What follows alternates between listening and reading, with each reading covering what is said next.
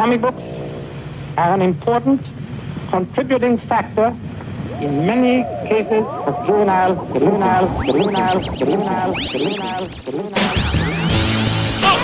the sky! Faster than a speeding bullet. Holy, here we go again. Hello, and welcome to These Guys Have Issues, a podcast where we discuss current topics and issues in the comic book community. I am your host, Carter Hutchison. I'm your co-host, Mike Thomas. And Mike, boy, do we have a heck of an issue today, man. Is it the ending of the game? Yeah, it's the ending of an era. The ending of a game and the ending of an era. We are discussing Avengers Endgame, which has been out, just a few days at the time of this recording. So we're going to kind of do this like our Shazam review. That's the only like real review we've done before on this channel.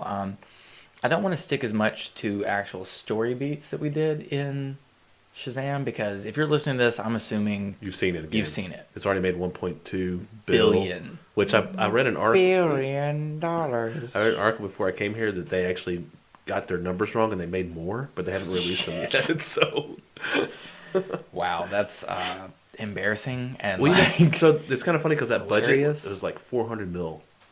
Right. So I remember that they spent between the first and the second one, they spent $1 billion. So they made back the money for both of them in the first weekend of the second one. That's insane. But I do want to kind of do like just a quick general thoughts, spoiler free. okay. Okay, so this is your chance if you haven't seen the movie, just to get a little taste, a little nibble, a little suckle at the teat of. Was that too far? That was the line. That was the line. Okay. No. What? Got it. No, that's fine. That was the line. This one, you know how I got my name, Giant Bane.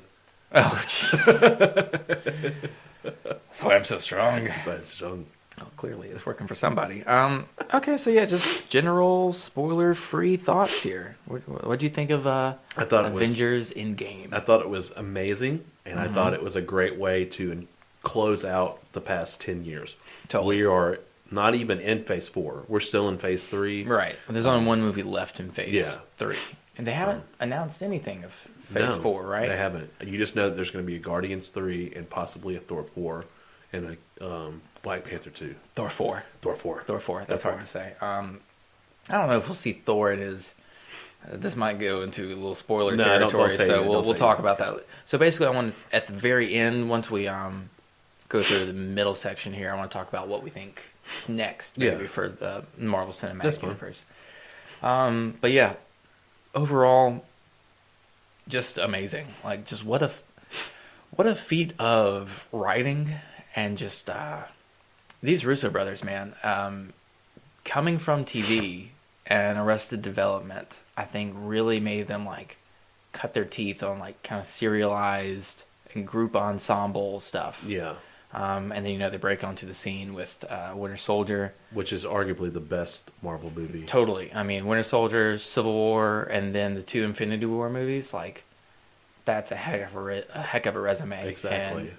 And, Chris Evans, Captain America, is probably my favorite character in the Marvel Cinematic Universe. Character, period. And the Russo brothers are pretty much directly responsible for that. Like, the first Captain America movie was good.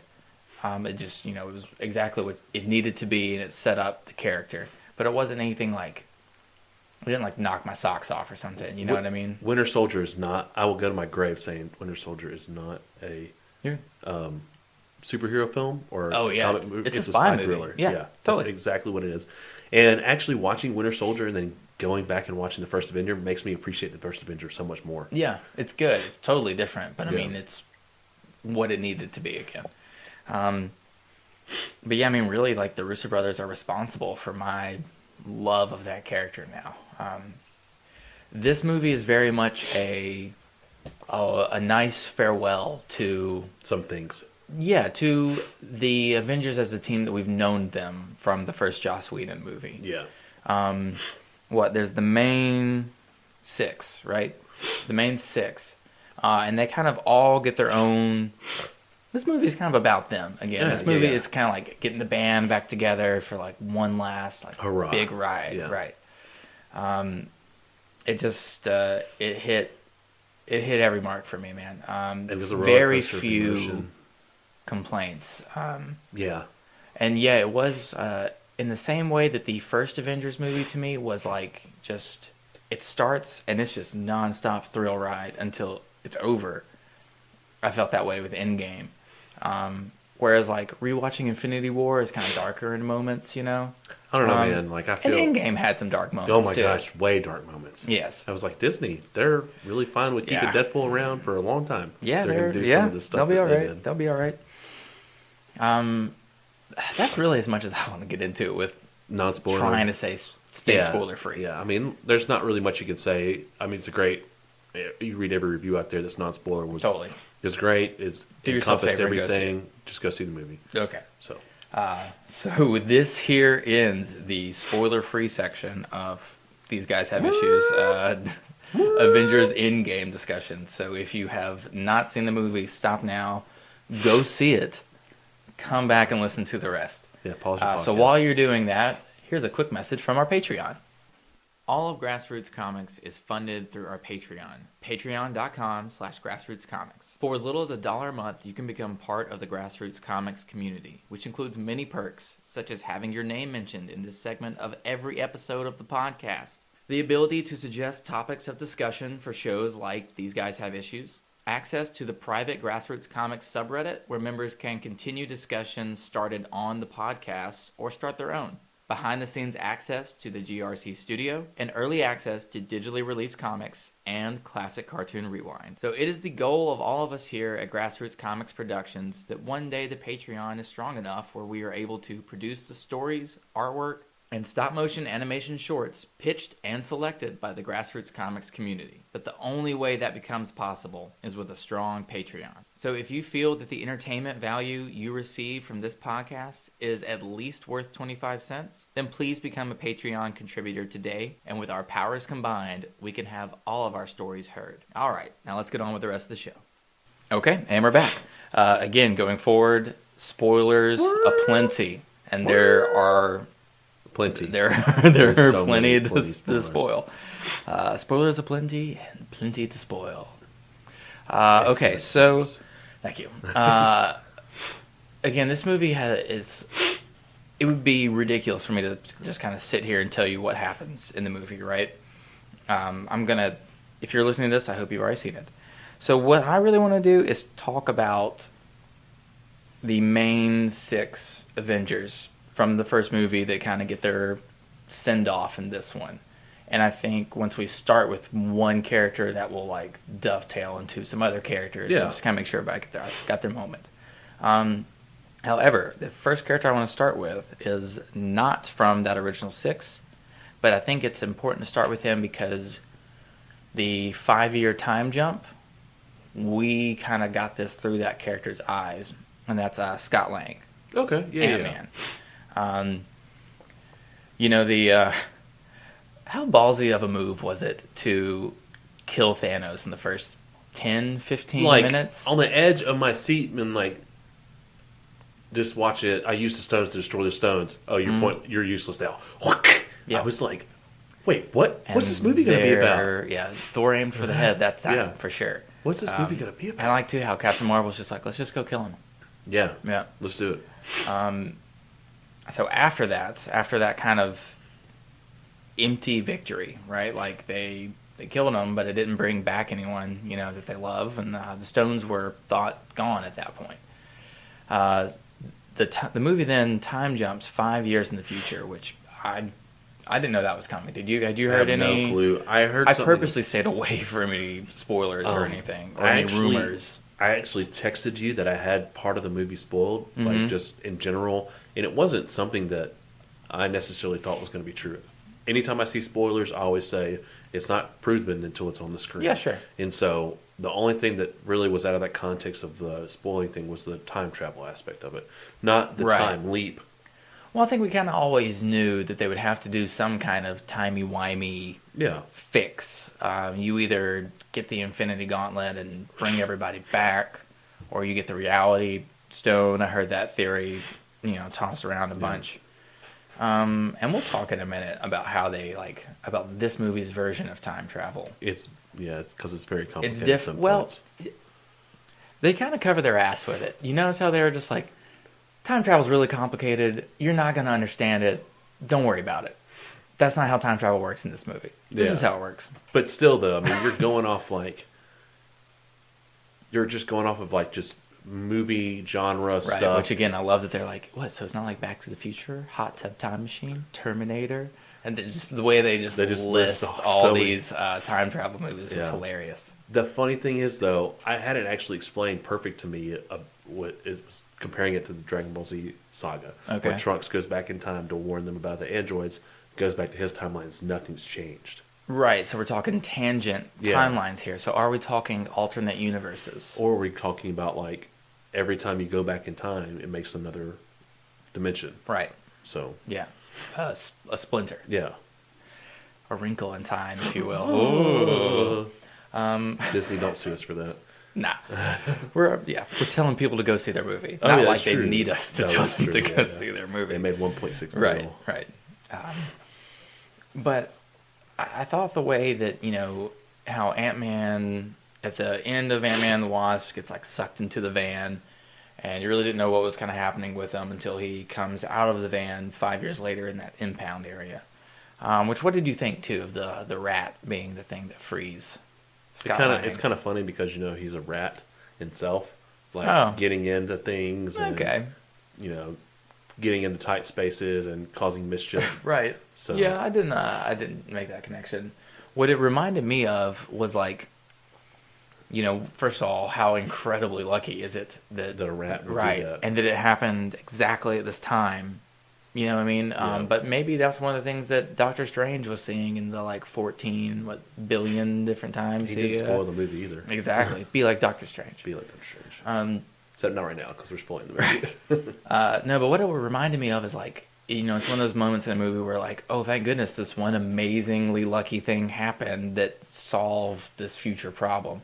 It's kind of like in Return of the Jedi, where if Han Solo doesn't step on a twig just the right way, they don't get captured by the Ewoks, and without the Ewoks, they don't beat the Empire. So really, Han Solo stepping on that twig is what brings down the Empire. It's the same way that a rat stepping on a button is what brings down Thanos. So anything else to add to kind of Scott Lang's character arc? He has such a bigger role in other movies, or in other storylines, I should say. Mm-hmm. And Civil War, he played a big role in it, not in the movie, but in the comics. Okay. Just Ant-Man in general has been, not necessarily Scott Lang, but also Hank Pym. Yes, mostly Hank. I think Hank Pym when I think Ant-Man. Yeah. But I feel like that they did him justice because Paul Rudd is a great actor. Yes. And for him to step out of his comfort zone and do an action movie, and still kind of be quirky at the same time. He's still Paul Rudd. Yeah. But Ant-Man allows him to be kind of silly with it. And we got the introduction of his family life.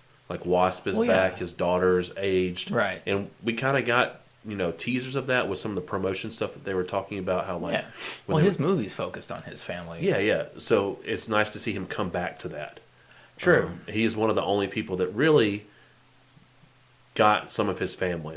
Him and Tony has a family life. Yeah. Him and Tony were probably the only ones that had a family. Yes. So that's actually a great transition into the first character I want to talk about of the original Avengers, which again, this to me is their send-off movie. It's the ending of literally an era. I want to talk about Hawkeye. He's the character we open with, right? Yeah. Besides Tony in space, he's the first. It's him and his family.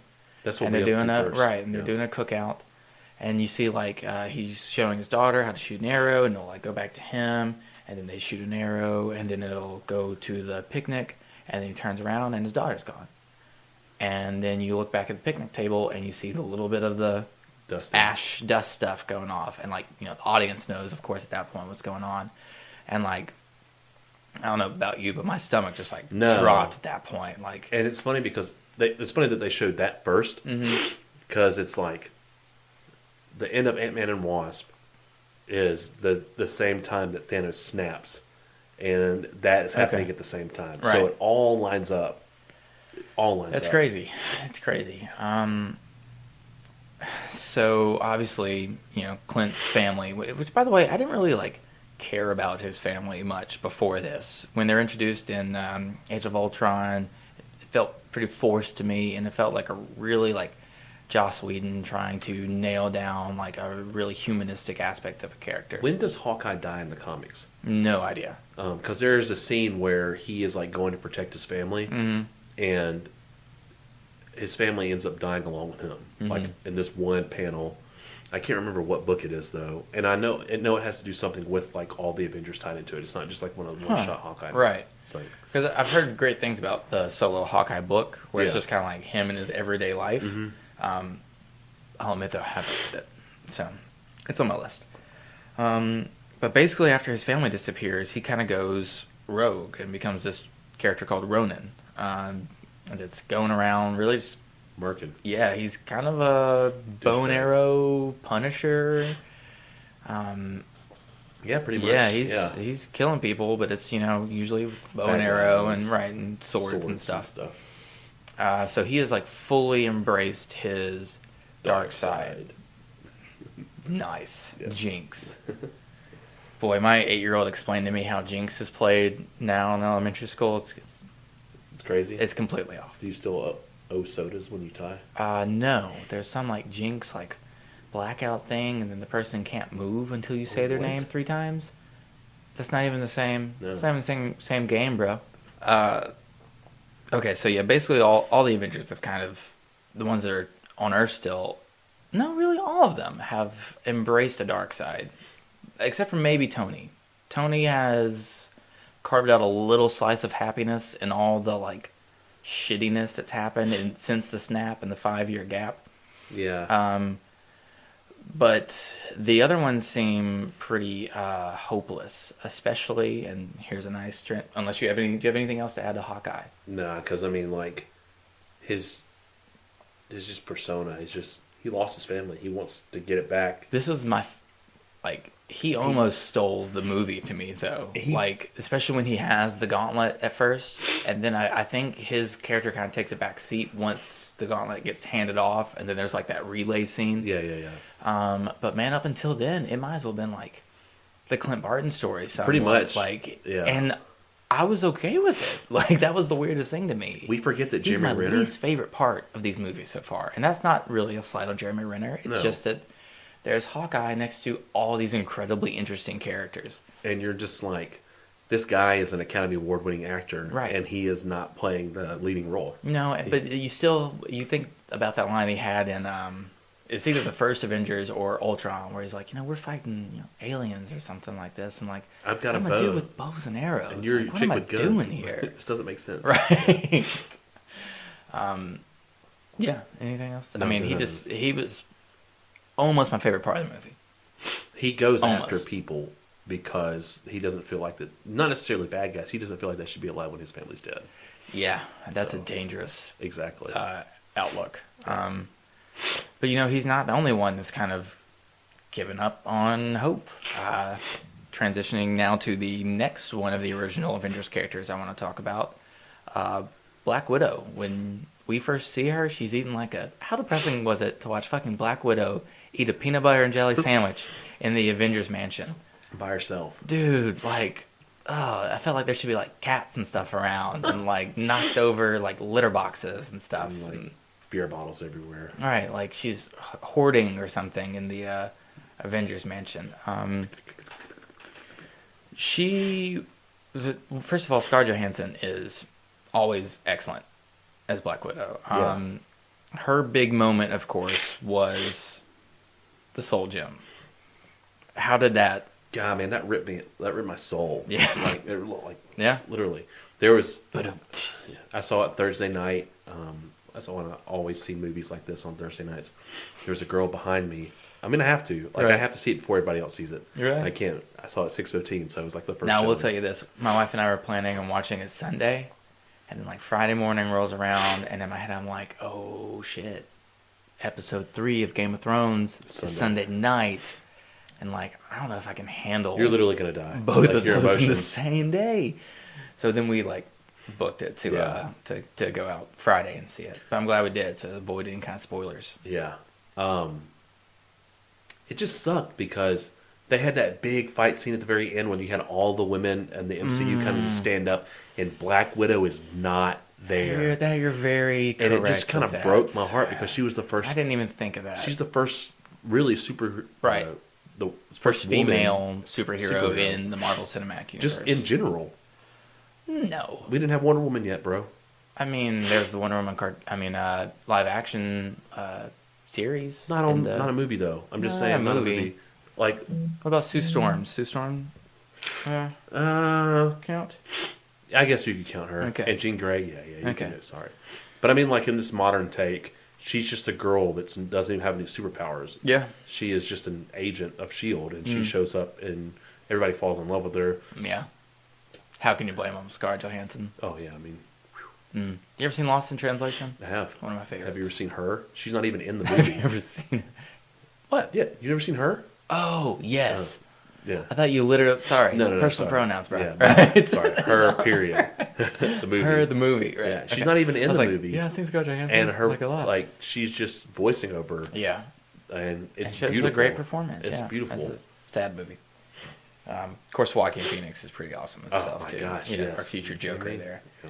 Yeah. Let's reel it back here to Black Widow, though. But it broke my heart. There was a person behind me when that happened. She was sobbing.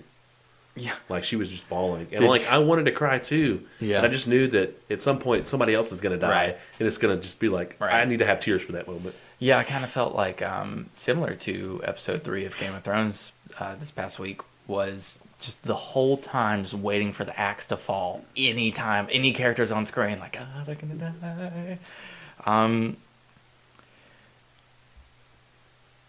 Did you think it was going to be Hawkeye? Like at the... I thought Hawkeye was going to die. I thought he was going to as well. Hundo. And to me, it almost kind of would have fit better. But well, it's funny though because like if he dies, his family comes back, but he doesn't. Like he can't. Oh yeah, that's a good point. They tied that circle in. I guess that's. And I didn't realize that until after I let the movie through. Right. And I was like, because that makes sense. Scarlett Johansson didn't have or Black Widow didn't have anybody except for the Avengers. Yeah. Clint's got a whole family. Right. So, and we know that there's going to be a Black Widow movie, which, to me, it's really a shame that she was not the first. The Scarlett Johansson was not the first like solo superhero. Yeah. That's a shame. It is. Well, does Catwoman count? No. Do people keep no? Okay. Is that one we're not going to talk about anymore? Ever. Cool. What Catwoman movie? Yeah. Gotcha. Who's Halle Berry? Understood. Oh, I know who Halle Berry is, but I don't know this Catwoman character. Yeah, just it was heart wrenching when she, basically tricked Clint with the clip on his belt. Her solo movie though, will it be a prequel? I think it will be their time. Like I feel like it's going to be not necessarily it's going to be a solo movie, but not a true solo movie. I feel like Clint's going to be in there. And you're going to have like when they talk about Budapest and all their other run-ins. I would love to see stuff like that. Yeah. Give me a spy, super secret agent movie set in the Marvel Universe. That sounds awesome. So, very much looking forward to that. And I would be really upset if she's like not. I mean, do you think she's not in another Avengers movie if ever? they do a going forward, they can't, right?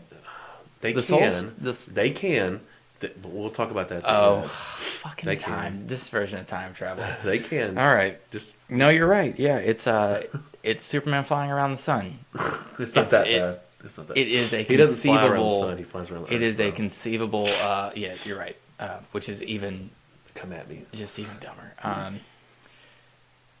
It's a conceivable excuse for any big problem later, right? As you could do something like this. No, I mean not necessarily, because we'll pause right here out of the 6 because I feel like that they have set up time travel to see if people respond to it well. Because the next big bad threat is going to be who?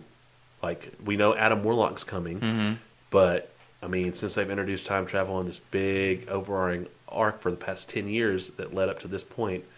That Kang the Conqueror is going to be here. Yeah, it's going to be Kang. And we won't get that until like maybe Phase 5, I would think. I think Phase 4 is...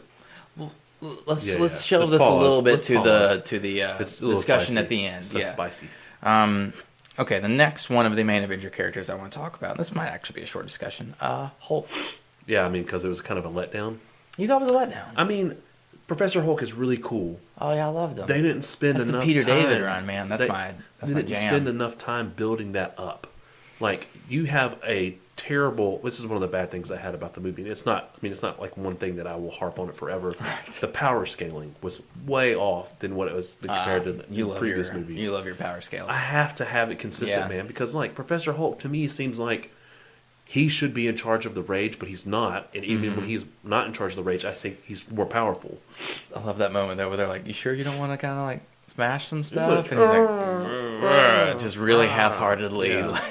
And it's just like, the Hulk is supposed to be rage, man. Like, pure, unadulterated rage. Well, the first version of Hulk is that way, but there becomes a bunch of different ones, just like Batman. Like, I know, but... And again, being upset with something in comics is like being mad that it's Thursday. I know, but I'm just wait saying, a little like... bit, and it'll go back to the way it was. If they had kind of teased at Professor Hulk in Infinity War, then I thought, not just automatic, they show up in the cafe and he's... Well, let me say, have you thought about this way yet? That in Infinity War we basically got Bruce Banner the whole time, and in Endgame we basically get Hulk the whole time. So like, no, they kind of balance. We get Professor Banner, I think. I mean, it's still not the Professor Banner, Dr. Banner, Bruce Banner that we. Is he not a professor? I don't know. He worked hard for that PhD. Okay, I'm sorry, you bro. will call him Doctor. Stanley's going to come out and choke me right now. His personality, he's not the same Dr. Banner that we know before at all. Exactly. Because he's confident in himself and he's happy. But like, he's actually happy. It's just that didn't need to be a switch that flipped on right now. I liked it, especially the like selfie scene. Like, come on, like he wants to get a selfie with you. Come on, just take one. I mean, it was funny. Don't get me wrong, it was funny. Yeah. But if they had him like go to Hulk just real quick and he could control it and do like Professor Hulk then and then go back down. Did he ever? Like that? I don't think he ever like messed with them, right? Like pretended he was really mad. And he's like, God, no, I'm just kidding, guys. Like, that's me. Oh yeah, he did. Oh, he was like, rah. Okay. He was like, nah, I'm just messing with you. Let me dab. That's right. That's great. And then you're like, you want a picture with Ant-Man? Yeah, you want a picture with Ant-Man? Who's Ant-Man? Come on, he wants a picture. Yeah, no. I really don't want a picture. You sure? You sure? No, I don't want a picture. Yeah, dude, that got me. That was a funny little scene, though. It's just weird to me. I would have liked to have seen him maybe have more of a moment to like react to Natalie's death, because they kind of always had like a thing, but I feel like now he, like throws a bench and like that's it. Yeah, but I feel like that's kind of gone. Like that luster was gone. In Age of Ultron, it was there. He went off when he came back. Sure, when he goes to space. Yeah, but when he comes back in Infinity War, you just see a little bit, but there's not like it's like, oh hey Bruce, oh hey Nat, like we could have been a thing, but and then that was it. So life's been hard. He really. I feel like when he threw the bench wasn't even out of the fact that like the love. He was just a love that he lost his friend. Yeah, it's a friend. See, I don't know, man. I like how his characters progressed. It feels natural to me that he would get to that point. No, I was hoping he would get to that point, just not right then. Like, okay. Right then. Yeah. If later on in the movie, he's like, oh yeah, because in the first Avengers movie, you're like realize that he has the control of it. He can just be Hulk anytime. So why not be able to control Professor Hulk? Right. So just be like, that's the thing about me. Yeah. Right. And then he's like, oh, I'm always smart. What? And I'm hulky too. See, I don't know if that has the same effect. Because I feel like when he puts the Infinity Gauntlet on, like that's when you need to warrant that kind of stuff. When he's doing all the technology stuff, he's Bruce and Hulk, and then he puts the Infinity Gauntlet on to do that. Makes sense to me. Because you couldn't have Rage Hulk put the Infinity Gauntlet on. So yeah, everybody gone. Yeah, right. Everybody gone, smashed. Right, everybody's gone. Yeah, like legit and flat as pancakes. Yes. Okay, now on to the big three. I'm going to start with Thor. Okay. You consider him schlubby Thor. Big three? Lebowski? I had made that joke to my wife. The dude. As soon as he came on screen, right? And he cracked me up too, just being like, come being in like, here. I killed Thanos. Did anyone else here in this room kill Thanos? Oh, nope. Guess it's just me then. Like, and the rock guy from Ragnarok, being like, I think we're good here, right? Yeah, we're good. We got pizza. We got beer. We're good here, mate. Yeah. Yeah. So Thor is taking it hard, especially after decapitating Thanos, and like that really didn't do anything, right? No. It didn't. It pretty much meant nothing. So he's, watching over New Asgard or whatever. I, again, love his progression throughout the movie. And also, like, that may be the ballsiest choice in the whole movie is to make Chris... Fat? Yes. Yes, exactly. Because you're like, oh, he'll get out of that and be back skinny again. Exactly. Nope. Mm-hmm. He is going to be Fat Thor the whole time. And he's going to be Fat Thor when he joins the Guardians of the Galaxy. Oh, okay. Yeah, I guess we can kind of talk about that. I love that dynamic. I really want to see that continue. Because at this point in time, he's not Thor, the ruler of Asgard. He's not Odin's son anymore. No. He is his old guy. He is Thor of Asgard. Right. He's just Thor. Like you said at the end, that he kind of feels like he needs to go out and do, like, it's the first time in his life where he doesn't have a role that he's, like, assumed to take. What did he say, 1,000 years? Yeah, something like that. And he hasn't, So it's just one of those things where, like, I feel with the progression of Ragnarok and then the Guardians movies, that putting them two together would just be great. like, I mean, you could almost revolve the franchise around just that interaction. Yeah, and just like, no, don't worry, everybody knows who's in charge, right? It's me. Oh, so I good. am. So good. Yeah, you're in charge. You're in charge. You're in charge. His moment with his mother, I thought was very touching, and him kind of wanting to stay and to warn her, and I love the part about her saying, like, I was raised by a witch's boy, like I see with more than just eyes. Yeah. Because I kind of forgot about that, and that was a bunch of Thor 2, the Dark World stuff that they were tapping into. I mean, that is Thor 2, Dark World, where she dies. Yeah. So. And I love when he was like explaining it to that room full of people at the beginning. He's like, and then such and such happened with the Dark Elves. Ooh, scary. And then he was like, "We had to get you need this some thing. coffee, man? No, I'll have a Bloody Mary." I think we're good here. He's like, it was the ether, it's this liquid state, but it was really an infinity stone. But I had to get it out of my girlfriend Jane. Yeah, Right. my old flame. Right? We were quite an item back in the day. And the fact that Natalie Portman actually had more like screen time because was that actually her? Or did they like recut stuff? I'm pretty sure that was her. Okay, because she was at the I was premiere of the wondering. movie. She was. Yeah. Okay, cool. So I'm assuming that they shot just a little bit with her in it. Funny enough, you know who Chris Hemsworth gave his premiere tickets to? Or some. I'm sure he has more than just like, they're not going to be like, Thor, you only get 2 tickets. He gave some of his to Kevin Smith. Oh, really? Yeah, so Kevin Smith got to go. He took his daughter. And oh, that's legit. Yeah, it was awesome. He was the guest of Thor. That's a pretty cool thing. A pretty cool thing to say. Welcome to the guest of Thor. Right. Kevin Smith. Presenting. Try to pick up Stormbreaker. Oh, it's okay. You're not worthy. Yeah, he's probably not worthy. Who amongst us is, though? Captain Right. Guess who's next on our list? Captain America. Captain America. Whoa. We're the kids of America. That's I always, dude.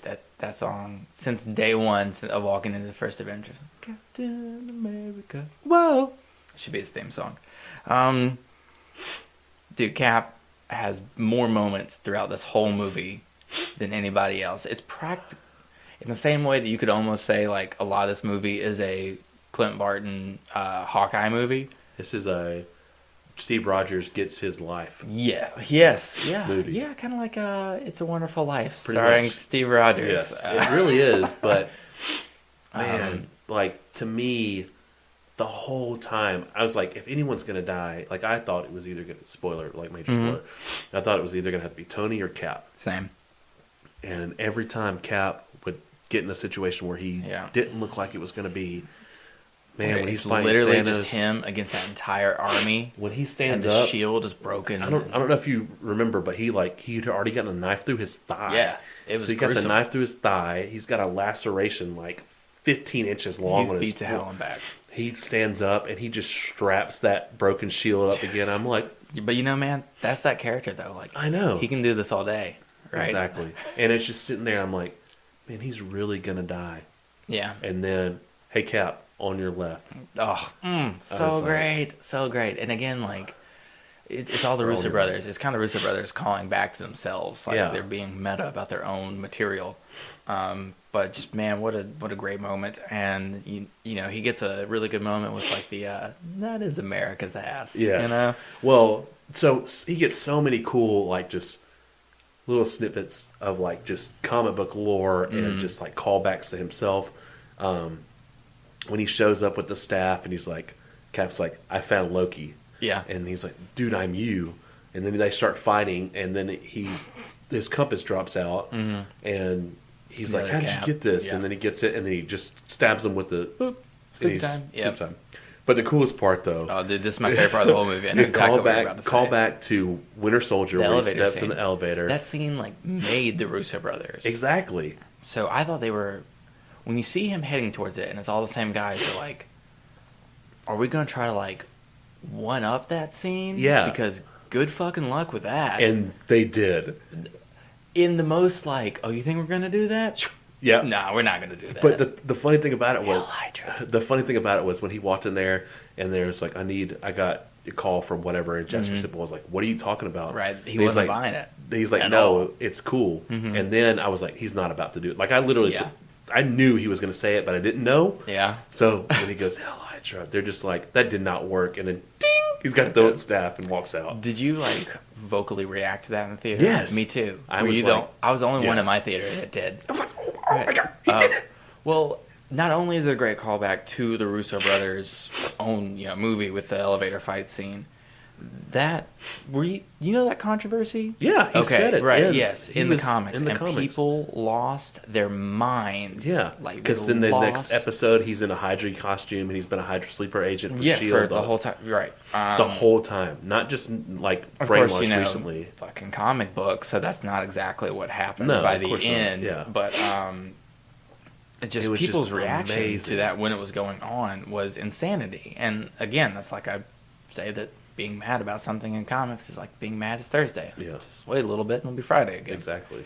But yeah, okay, so both my favorite moments in the movie are two Cap moments. One is just a subtle like character moment, which is the Hail Hydra.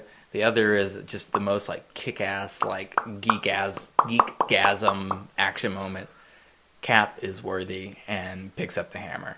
God, man. Like, I jumped out of the chair. Oh, yeah. I jumped out. The whole theater erupted. There's this row behind us of, like, 20-something-ish dudes. And during that battle scene, basically from when Cap picks up the hammer until, like, everybody's coming through the portal, it was just constant, like, oh! like, oh, somebody's going to have to clean this up. Seriously. Like, this is disgusting. Right. I was like, I turned to my wife, I was like, I hope somebody brought the schlep rag here at the at the end of the... I jumped out of my chair. Yeah. Like, I was like... I jumped out like I would be doing if I was watching a sports program or anything like that. Something awesome just happened. I jumped out, and I was like, and Steph looks over me, and she's like, babe, sit down. Like, they did it! And then Thor's like, I knew he was worthy. And I was like, I knew he was worthy too, Thor! Right. I love it. And, like, all that moment as well. And those... It's funny that we got the line that everybody's wanted in an Avengers movie since the very beginning. And we haven't even talked about that yet because of these incredibly awesome moments afterwards or before it. But yeah, Cap finally gets to say, Avengers, assemble. Like, that was my theater applauded when that happened. Just Cap was wonderful, man. I am going to insanely miss Chris Evans in these movies.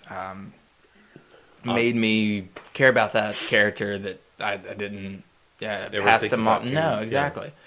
Yeah. It was barely a blip on my radar. He kind of like was interesting to me in times when America in real life is like maybe not so great, right? Like during the Bush years and like the Iraq War and stuff. I remember like 9/11 type commentary within Captain America books, and like that was interesting to me. But like, does America need to be in strife for Captain America to be interesting? Yeah. And the Russo brothers have answered that with a resounding no. Yeah. Like, he's the best. Yeah, there's a reason he's the leader of all the Avengers, is that he is the purest moral compass of maybe any superhero team.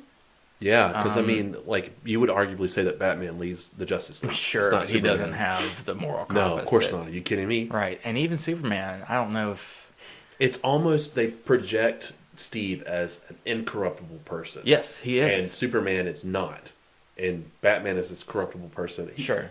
Superman is technically not. Right. There's still something in there that shows it. With Steve, it's just like, no matter what. Right. Never wavers. I have a friend that had an argument. Fearless and true. Like the American. I'm just kidding. Yeah. But I had a friend that was arguing with me about how he didn't want Vision to die to save everyone else. If there was a way to save Vision, we were going to save Vision. And I'm always like, you can't. That's stupid. You can't take a life to save millions of lives. Are you kidding me? Yes, you can. You think so? Yes. It doesn't. If I could change go you? back into Infinity War and just kill the Vision. Is, well, that's the thing. Like, they try to protect Vision when they know he can't be protected. Wanda kills him. She does. She destroys the Mind Stone. Okay. And then Thanos is like, if I didn't have the Time Stone already, you couldn't have done this. Right. Goes And back he and takes then rips it out. Sure. Okay, That's why Vision's so, not back. Right. But I'm just saying, like, well, you could bring him back though, because Cap returns all the stones, right? So somewhere out there is a soul gem. So you just plug that stole. That's we'll get or to mind the, gems. We'll get this. Plug we'll that get mind to gem the into timeline stuff later, because like that is just there's a. I'll just yeah. Okay. But no, like it just. Gosh, man, you got me on a thought tangent about the Mind Stone and stuff like that. But no, just Cap was just, man, his whole arc just closed the door, but it also left stuff open. Yes, in some weird ways. I will admit that as much as I hate to see Chris Evans more than likely go, how deserving of a moment to see him and Peggy Carter finally getting that dance in their house. I'm happy for him and the life that he got to lead. You know, that wouldn't have happened without this. Old man Cap. I was just about to say Old Man Steve. Yeah. There at the end, which is actually, that's from the comics and everything, and that's a fairly recent run. Mm-hmm.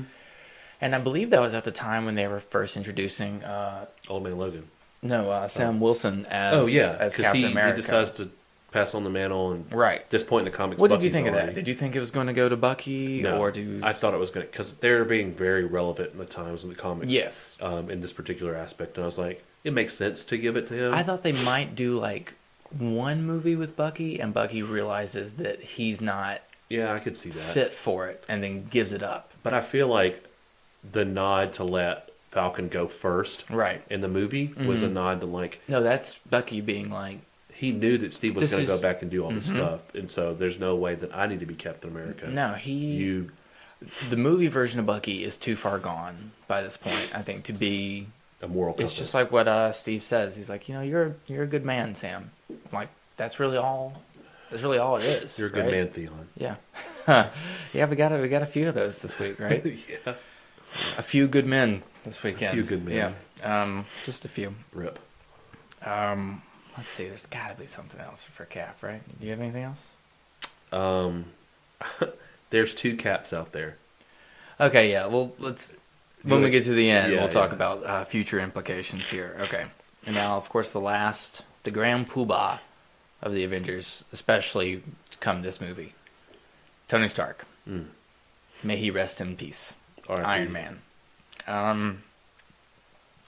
Yeah, I really thought we were going to get a moment where Tony has to decide between his new family after the snap, like his daughter, and bringing everybody else back, and that I'm glad we didn't get that, because I don't know, that's an impossible choice for like a parent to make. Yeah, right. But the crazy part about it is, like, we didn't even touch about that with Hulk. Hulk brings everybody back, and he tries to bring Nat back, but he can't.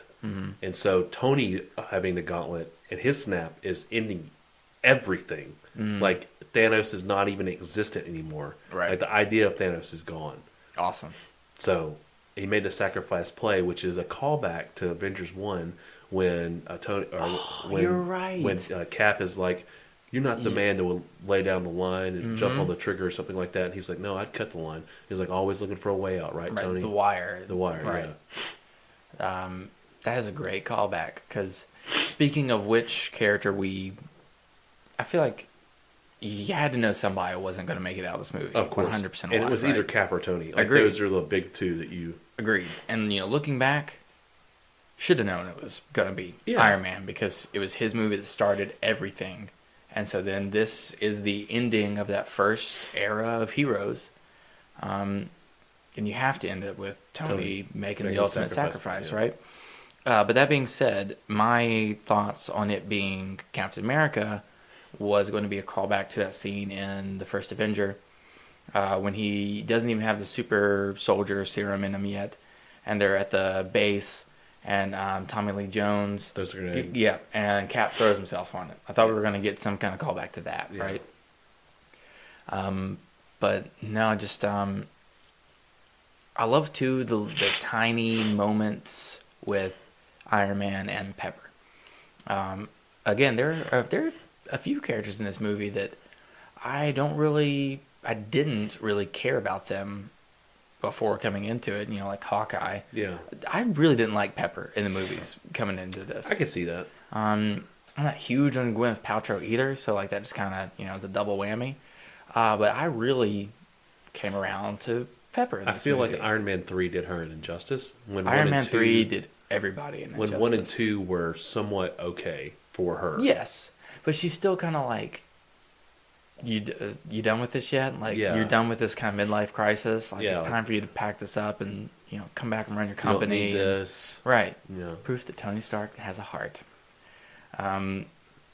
To see how far she has come around to, one, like, not only just, like, supporting Tony in his, she, I think, knows that he has to be Iron Man. Like, he has this need inside of him to be Iron Man.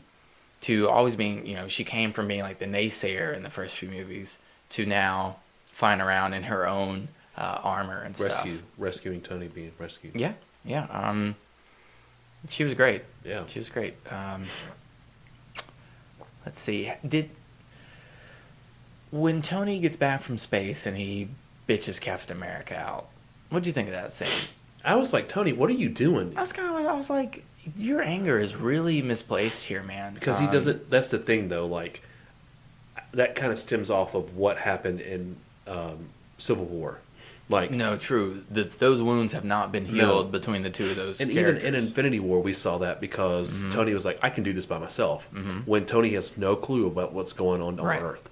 So he's off gallivanting in space with Doctor Strange and Spider-Man and the Guardians trying to see if they could actually beat Thanos. When realistically, there's no way that they could. Yeah. I mean, getting the gauntlet off of his hand, Doctor Strange knew that wasn't going to happen. No, it should have worked if Quill wasn't an asshole. Doctor Strange knew it wasn't. I mean, yes. And so I also had this argument with my friends too, like why didn't they ever join forces? Like, you got to realize that they were on other sides while this stuff is going on. This stuff on Earth is going on, right? And the battle of Wakanda had not really technically had begun until after they were battling on Titan. Yeah. So it's just one of those things where Tony, this anger, whatnot, like he was about to die. Yeah. And he feels like that he should have probably died. He looked awful, man. Yeah. I don't know how they did that, like, effect or whatnot. In the trailer, he's got full muscles, everything, right. when he goes down and touches it. But when he's in there, he's like frail. Yes. I mean, skinny rail guy. Yeah, totally. He awful. looked like which even in what he says, it's been like day like 20 something. Yeah. I don't know if you look that bad after. I guess that's a long time in space, but they had food and stuff. Well, I think he said he ran out of food on day 15. Oh, wow. Okay. So that's not good. Yeah. But no, it was very misplaced, and it had a lot to come from the fact that they weren't a team, but it wasn't.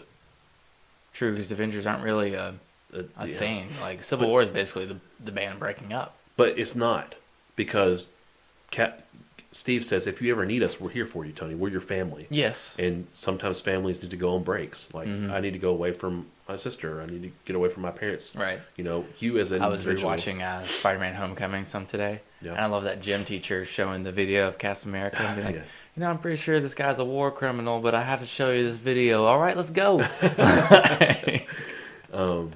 But it's just one of those things where, like, he comes back home and he's, like, trying to put the blame on somebody because he failed. Yeah. Yeah, he did. Everybody failed. And that's not fixed. That is forever. The Avengers were utterly defeated at the end of Infinity War. Yeah. And you kind of get like a Return of the Jedi feeling again in the beginning of this one, and that like the hope is the good guys got their ass kicked at the end of the last one, and we're trying to like pick up the pieces and figure out how to go forward here. Maybe a little bit. Maybe.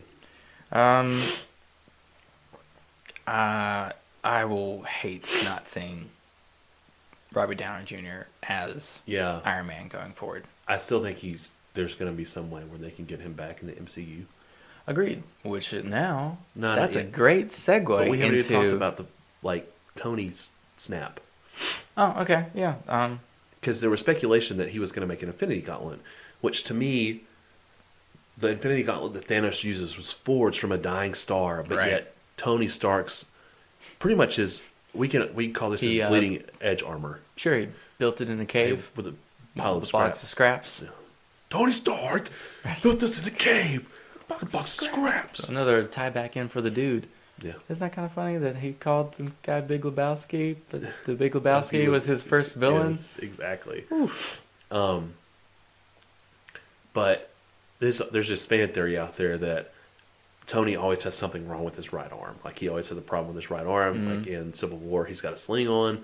He's got it's the first one he puts on in Iron Man 1 when he shoots his repulsor beams and stuff like that. And they say it's a ripple through time from when he did the snap in his suit. That sounds like a very happy accident. Yeah, right. Bunch of tinfoil. It's just some things lining together. There's a 50-50 shot there, right? It's either his right or his left arm. It's his right arm. No, but just from a general, and I bet you Robert Downey Jr. is right-handed. Oh. So which one is he more likely to? I'm just assuming most of the population is right-handed. I am left-handed personally. Oh, wow. But yeah. You're one of those people. I am. The majority of presidents have been left-handed. Oh. So we are going to rule the world one day. So all you righties better watch out. Okay. Yeah. Okay. But I don't know if you've seen the animated featurette where the Avengers face Thanos and Tony Stark uses his BARF technology. BARF technology? Yeah, that's what it's called. No. It's the augmented reality. Mm-hmm. He touches on it in Civil War at the very beginning when he's at MIT, and he's showing this vision of his memory. Oh, yeah. So in the animated featurette, he builds this robot, and it's almost like a replica power absorber. 1 second.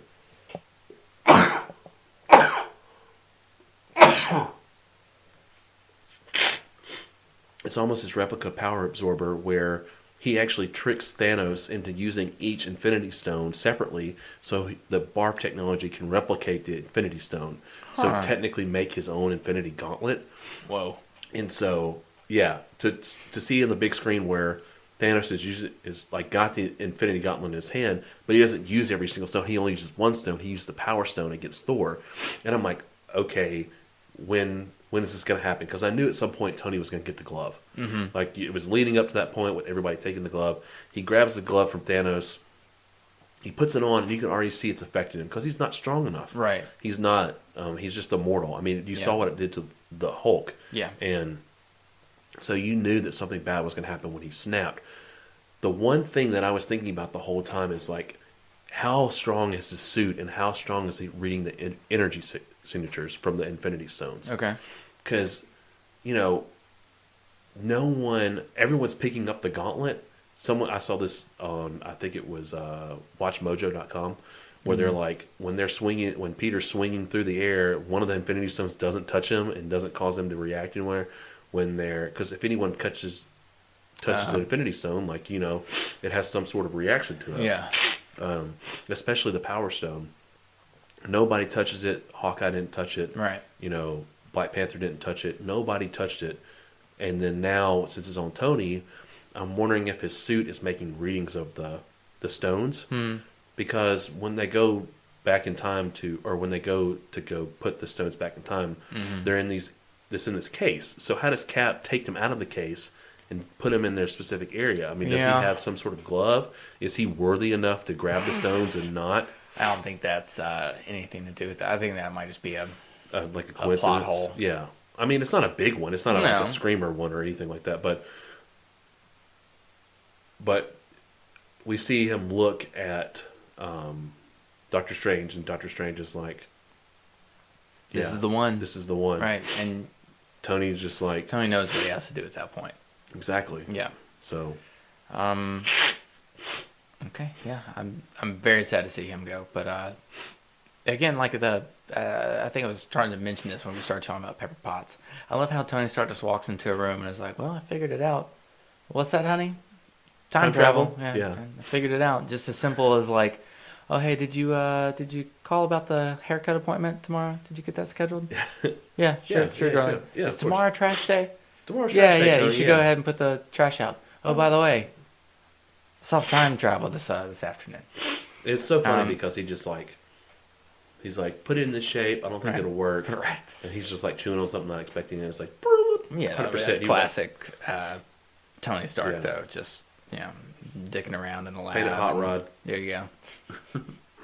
Happy accidents, man. Okay, well, that's all I have to say about the main Avenger cast there. The original 6. Yeah, the original characters going forward. Now let's talk about what's next for the MCU. So first off, do you make Avengers movies after this? Yes, you do. Sure. The team looks vastly different, though. And I think we got a hint at that after Age of Ultron. Okay. Because you have Cap kind of training War Machine, Falcon, Scarlet Witch, and Vision. New Avengers. Yeah. And then Black Widow and him. Mm-hmm. That's who you are thinking that's going to be the next mantle takeover.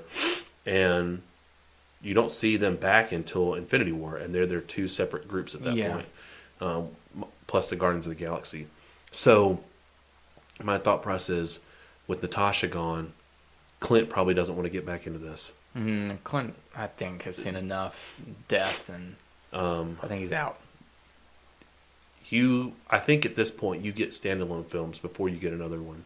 Right. I feel like I've heard Feige talk about doing like team up movies. Yeah. Like we'll have a Thor and Guardians of the Galaxy movie, which that's just fucking perfect. And I seriously hope they call it As Guardians of the Galaxy. That would be perfect. And if you're right, they should pay you a lot of money right now. Oh, no, I'm sure James Gunn's already got that paycheck. Yeah. Or what's his name? The one who directed Thor Ragnarok. Takili. Right. I'm not touching that name. Sorry. Right. I know you're talking about, though. Yeah. Isn't he like, what? He's he played a Kiwi, Korg. right? Yeah, he played Korg. He's the voice of Korg. Yeah, there we go. But, like, having a team-up movie with Bucky and Falcon... Well, that's a series. So they have announced that on the Disney Plus app. Okay. Before Endgame, they announced that it was called Falcon and Winter Soldier.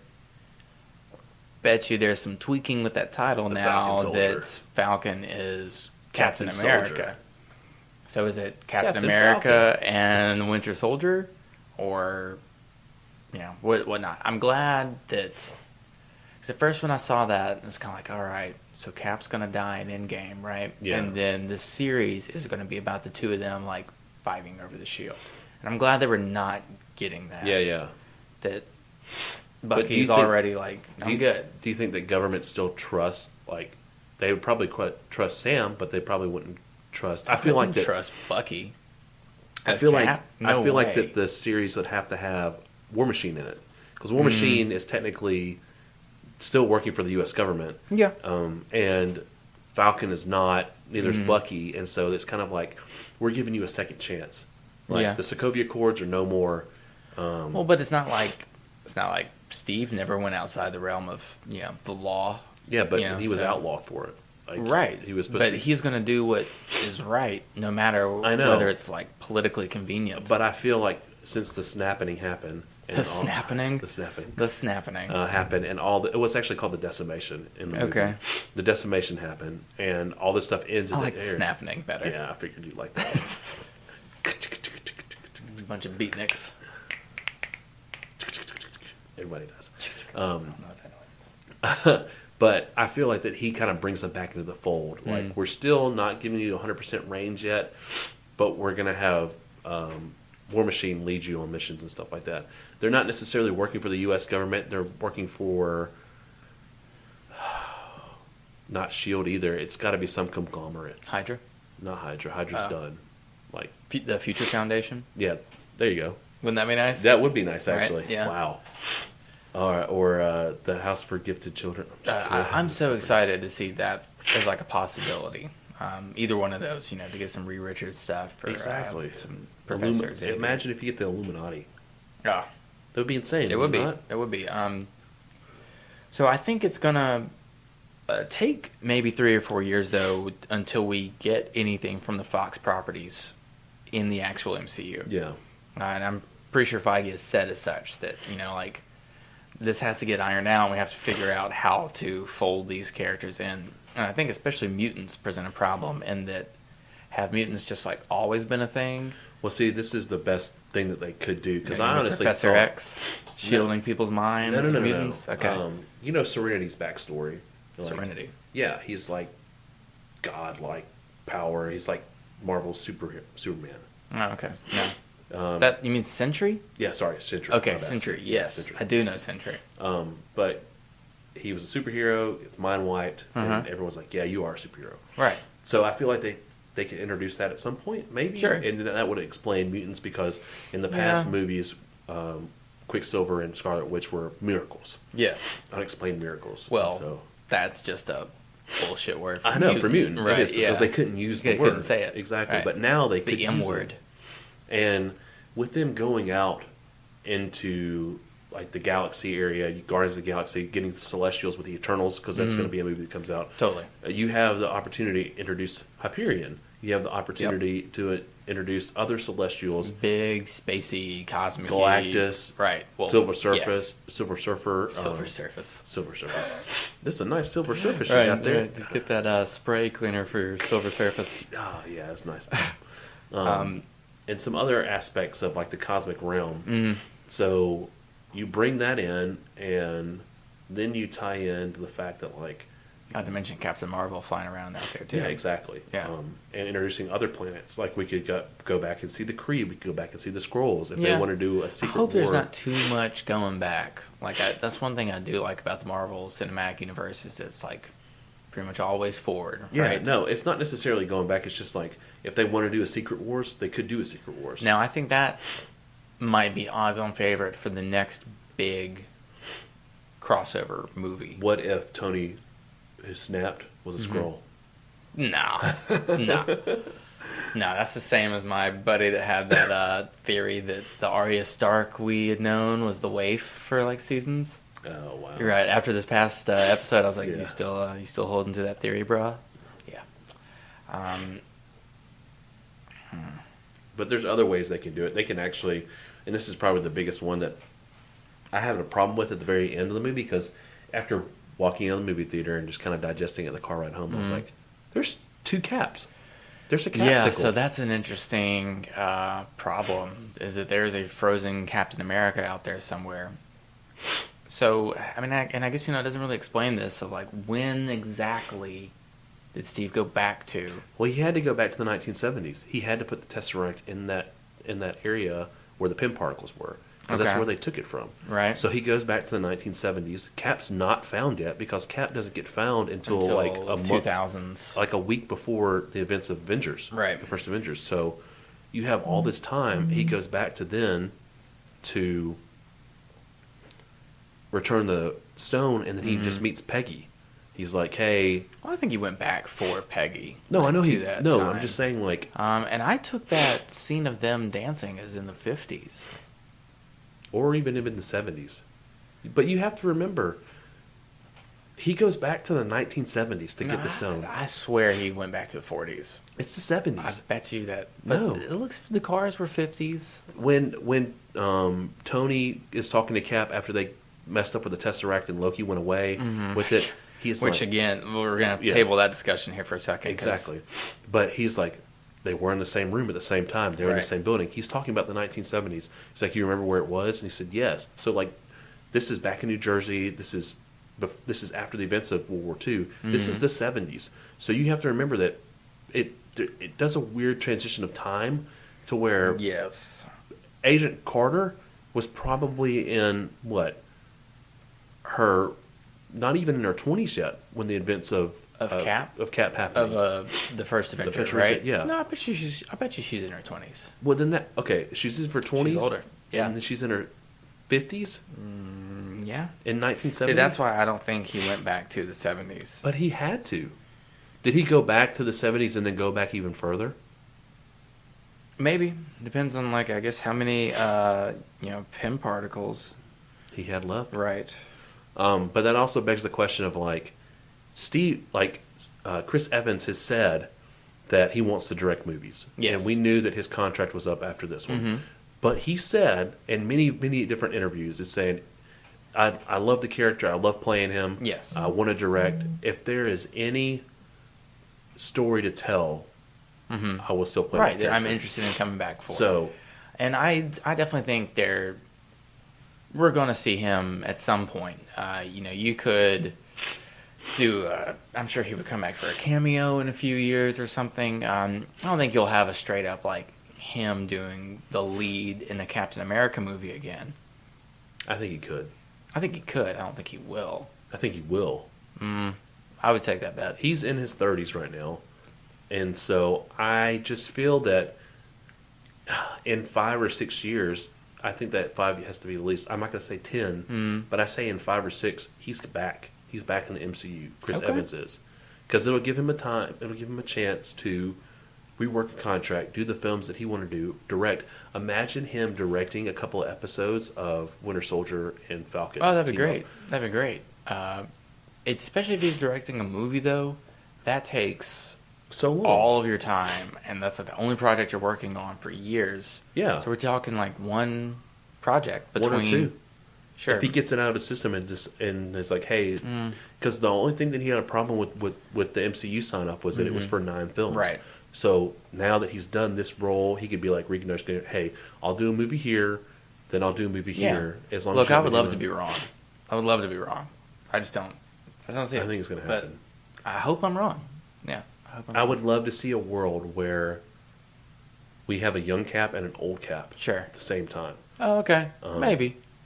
And we get more of the nomad Cap. Yeah. So Falcon's doing his thing for the U.S. government while they're like, hey, who's this guy who's doing other stuff in other conflicts? Right. It's the Cap couldn't sleep. He had to defend justice around the world. Right.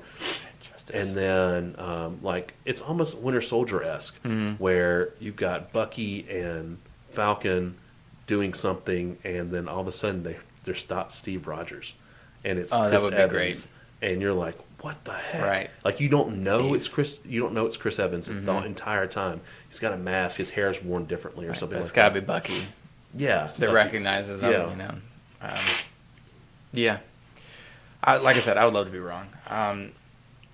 So on that same note, now that the team is kind of shifting, who do you think fills whose role? Who's the next leader? Kind of Iron Man on the team. Who's the next Captain America on the team? To put in that position. Yes, I would argue though that Peter Parker, that Spider-Man is going to fulfill that tech kind of side. Either him or Black Panther. I would probably say more Black Panther, but Black Panther is one of those characters in the books where he likes being with the Avengers, but he's almost like Aquaman. I'll team up when I need to. Sure, but he's also the ruler of a country as well. So he doesn't want to do that the entire time. Yeah. I don't know if he becomes the techie person. I actually feel like that Shuri would actually leave Wakanda. Yes. And be their techie person. Yeah. But I think we get more of a different, I don't know. We don't need to necessarily have that moral compass, and we don't need to have the techie side of the Avengers. We get more of a, like, we're going to be structured in what we do. You get a different mindset when Falcon is Captain America. You get a different aspect. If even War Machine decides to become Iron Man, or if Shuri, or if they even build Morgan's character up to be the next one. Right.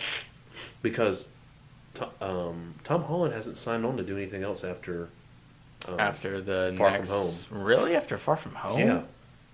That's crazy. I can't believe they didn't at least lock him down for 3 I think Spider-Man in the original movies. negotiation, he was supposed to make 5 appearances. Okay. So, Civil War, that Homecoming, Infinity War, Endgame, Far From Home. That would be his last film. Yeah. And Yeah, you'll get him back, though. hopefully. You'll I mean, get him back. I would love to see He'll him have back. a big, fat new contract, but you'll get him back. But he's going to be older when he comes back. Sure. Well, they said they want to do 1 movie for every year of Peter Parker's high school, right? They're not going to get that, though. No, I don't think so either. And honestly, I think that's a bad idea. Like, if they can get the Fantastic Four in for like a solo movie and then a team up movie with the Avengers, you could put Reed in Tony Stark's spot.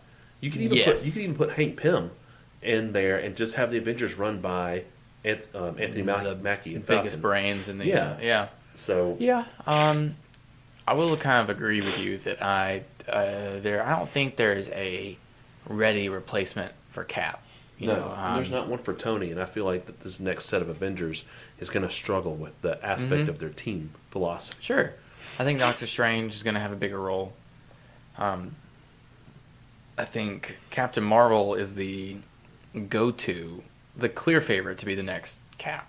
Do you think they could set up after year 6 or 7 a Civil War II if they introduce the mutants and stuff like that? I really don't like that storyline. They could change it up for the movies to make it a lot better. I enjoyed the storyline. I thought it was a really cool callback and really neat. To me, it was a cash-in on the Civil War movie that was coming out at the time. I thought it was rushed decent. the story a lot. I thought it was to me, decent. that is almost the epitome of Bendis being bad Bendis. Yeah. But neither here nor there. I think some movies that are, guaranteed, put in the bank.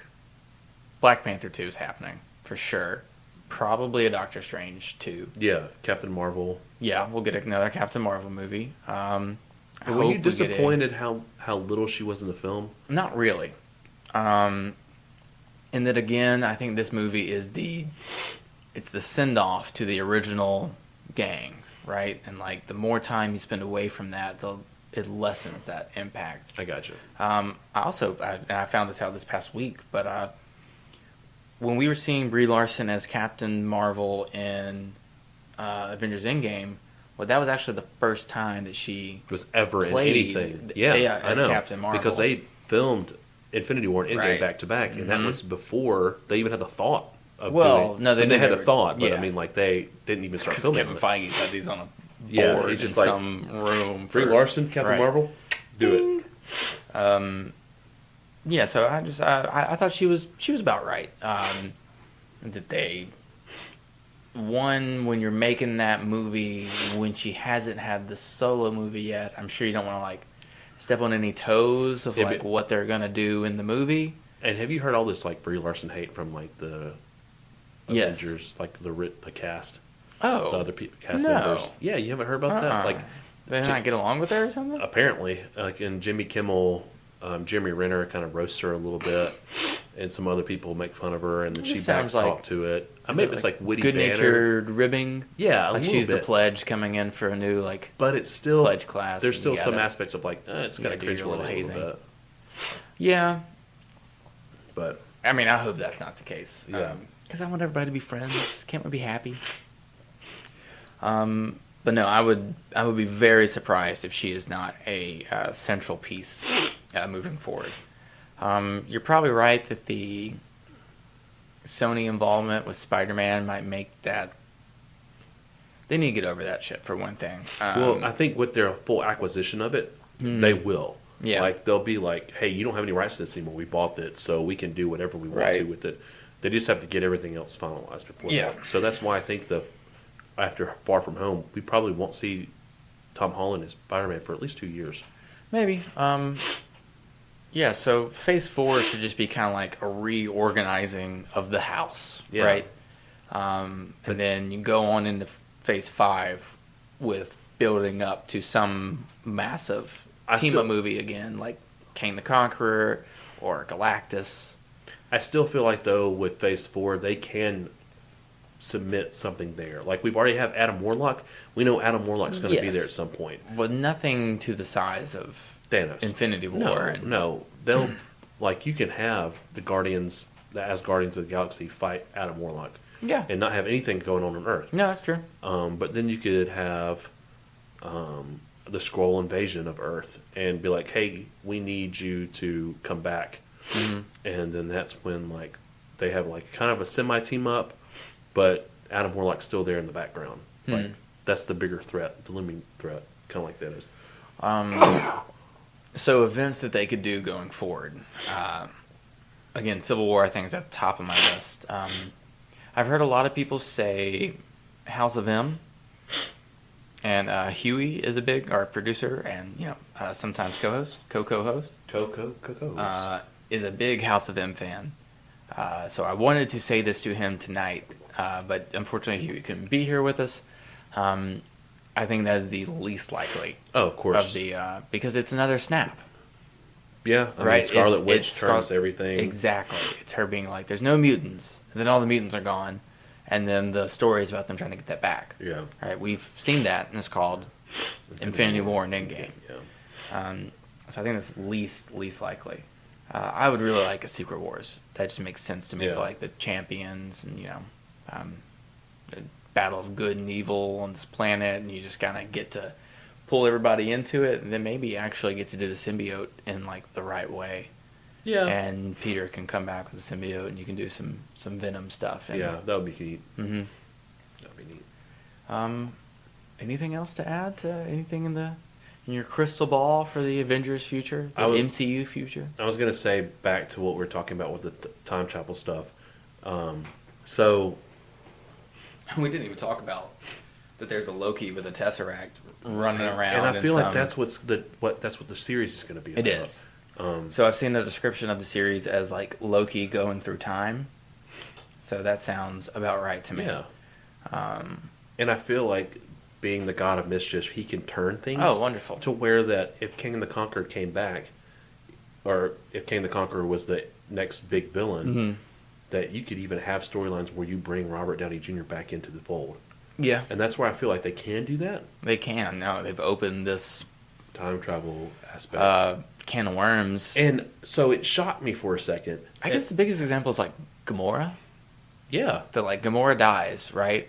Like, so now dead. We have dead. Yeah. She real dead. Not just mostly dead. Real dead. Right. You've seen the Princess Bride, right? Yes. Okay, yeah. Big difference between all the way dead and mostly dead. She's all the way dead.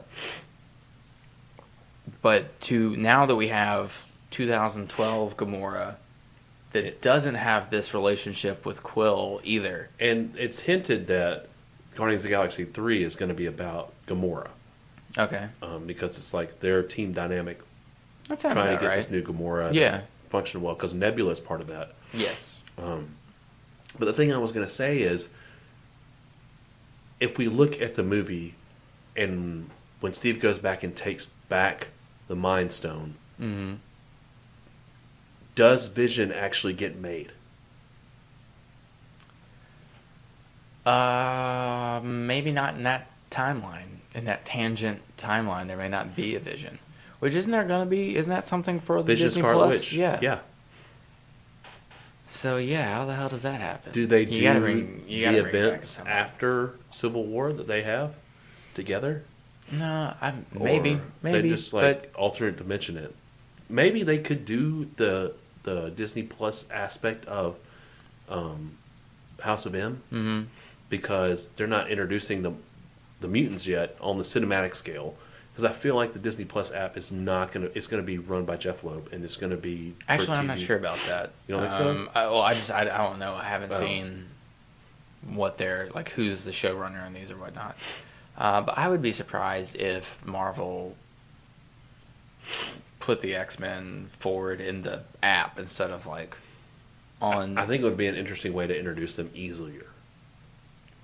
You're probably right with that, but like Disney's not seeing the dollar signs when they do that. Like you reboot the X-Men, you make a movie of it, you make it good. Yeah, but like, that's another $1 billion weekend into it. You don't like. I just from a financial standpoint. Yeah. I agree that like from a story standpoint, a serialized format for something like X-Men where you have a lot of characters is preferable. That it's hard to get everybody their moment in a movie unless you're the Russo brothers apparently, and then everybody gets a moment. Like the like reuniting scene of all the people coming back through the portals. Like, gosh, Cap! So much fan service, right. but it's like perfect fan service. Yes, fan service in the best kind of way. Yes. Which again, like we've been watching these movies for 11 years practically, so I think that's a deserved moment of. By the way, fan service. When Thanos' ship points up and starts shooting up in the sky, who did you actually think that was coming down? Did you Captain think Marvel. You did? Yeah. That wasn't my first thought. No? Yours? It was... I thought the Bifrost was coming in. And it was going to be Odin or somebody else. No. Or Loki. Because the whole time that fight was going on, I'm like, where's Loki? Where's Vision? And I'm like, no. I knew they were going to give Captain Marvel like they're dead. A good kick-ass moment. Yeah. Especially after the girls had their moment with all of them right there. Yeah, I still wish that Black would have been part of that. Yeah, agreed. Also, I had a problem. I told you I had a problem with power scaling earlier. Yeah, the Black Order, they get wrecked. I mean, like Proxima Midnight, Ebony Maw. They get wrecked. Yeah. It's not even like a fair fight. And right. In Infinity War, you feel like they're tough. They're these overpowering beings. Like it took Cap, Falcon, and Scarlet Witch to get the jump on Ebony Maw and Proxima Midnight, just to get them to stay safe from Vision and Scarlet Witch, which are like probably the two strongest Avengers. Yeah, especially Scarlet Witch. I'm glad we got to see her actually ball out. Yeah, because I feel, and I had this argument with someone too about how like. She just seems like a cop-out sometimes. Like, she's supposed to be the strongest one, but she never really shows her true power. And I'm like, you have to remember that she hasn't had proper training yet. She you think that we don't even call her Scarlet Witch in the movies yet. No, we don't. It's just Wanda. It's Wanda. Wanda Maximoff. That's it. And everybody knows where Maximoff's from, but you can't do that yet. Yeah. That's German, right? Yeah. Oh, okay. For Magneto's daughter. Right. But... it just gave me some more like power scaling issues because it's like we're gonna do this, but we're not gonna do that. And then, I mean, having the whole Black Order just completely just destroyed. I mean, Falcon kills the big burly guy. Yeah. I mean, Falcon. Not even the Hulk. Right. Falcon. I mean, Iron Man had trouble with him. Right. We're not talking about the Hulk. We're not talking about Cap. We're talking about Falcon. Falcon, y'all. We're talking about practice. Falcon? Really? Right. You gonna talk to me about Falcon? Not Cap. Not Cap. Yeah, I want to revel in this moment and just how great it is for just a little bit longer, but it's hard to not look forward and be like, okay, because these movies have trained us to know what's next. Yeah, look for the next thing. Right, and we kind of for the first time, the audience is kind of like Thor, right? Like in 1,000 years, we don't really have direction now. No, we're just set sail on the open water. We're just in space. The final frontier. Big bold letters. Space. These are the voyages of the Asgardians.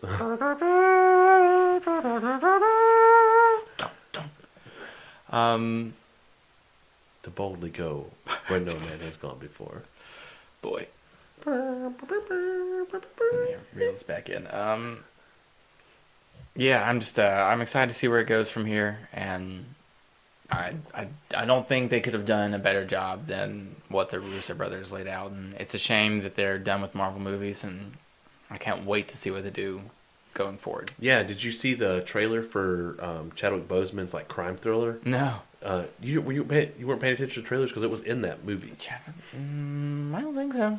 It's a Russo brothers movie, but it's like a crime thriller where these two guys end up killing 4 cops. and it's like drug related and all this stuff. And Chadwick Boseman's character is supposed to be like this top notch guy because his dad was killed in the line of duty, and he's just like expert detective and stuff like that. They pretty much shut down the whole Manhattan Island. They blockade all the bridges so these people can't escape. And so it's like they have to get to these people to find out why they're doing this. So it's pretty neat, and it's directed by the Russo brothers, and it has Chadwick Boseman in it, and it's got sign me up. It's got somebody else from the MCU in it too. They're to the point where like I will watch anything like the Russo just Christopher brothers Nolan. do. Yeah, like I'll watch Christopher. Yeah, anything. I'll watch anything the Russo brothers do going forward. Yeah. So I think it's safe to say we liked the movie. Oh yes, it was good. It was fantastic. It was a culmination of everything. Gosh, Cap just getting his send off the way he does, and Tony. Yeah, just. I mean, don't get me wrong. I loved the first Iron Man movie. Like, I loved it. It's perfect. But when Winter Soldier came along, it took Tony. Agreed. I'm a bigger Cap fan than I am. I took Tony Iron out of my Man. number one spot and put Cap in there. Robert Downey Jr. He doesn't have to be Robert Downey Jr. He's Tony Stark. Like, he literally just is Tony Stark. Yeah, walks onto the set. You can actually even be Robert Downey Jr. Yeah. Like, you didn't even have to put Tony Stark in there. No. Robert Downey Jr. being Robert Downey Jr. Yep. And it's set. I love it. It's big shoes to fill going forward. But I think they haven't proved us wrong, in any point here. So. Why have any doubt? True. But, this is uncharted waters, I guess, going forward here. Can't wait. And they did uncharted waters with Iron Man. They did uncharted waters with Guardians. Yep. And as long as Kevin Feige is there, I feel confident in the MCU. We'll see. Yep, I'll be excited. Okay, so be sure to join us next week. Mike, do you know what we're talking about next week? We are talking about Game of Thrones reaction video? No. I know we're not. Right. We are doing a episode that Mike apparently needs to research a little bit more. No. I know what we're doing. We're doing the IP Wars. So really I just want to talk about like all this intellectual property is getting divided up amongst these different streaming service apps, and like that's the future. So in the same way that we had the soda wars and the console wars, like we are about to get in the first like streaming wars. Throes of the IP wars. So join us next week for our thoughts on that and kind of the direction, what that means for these silly little comic book characters that we love. Be sure to like our Facebook page for any updates on Grassroots Comics, and we throw out some memes and little advice stuff every now and then, polls. Be sure to follow us on Twitter, the Instagrams, and really we're pretty much anywhere podcasts are found now. So that's awesome. We're everywhere. Hail Hydra. Shazam! And again, if you leave us a 5-star review, we will be sure to read that on the episode. So that's all from These Guys Have Issues. I've been your host, Carter Hutchison. I'm your co-host, Mike Thomas. And we'll see you next week, kiddos.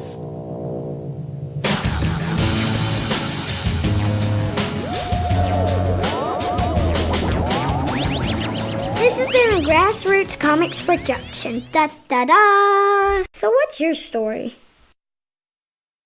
What are you? Some kind of silly cartoon? You got a problem with cartoons?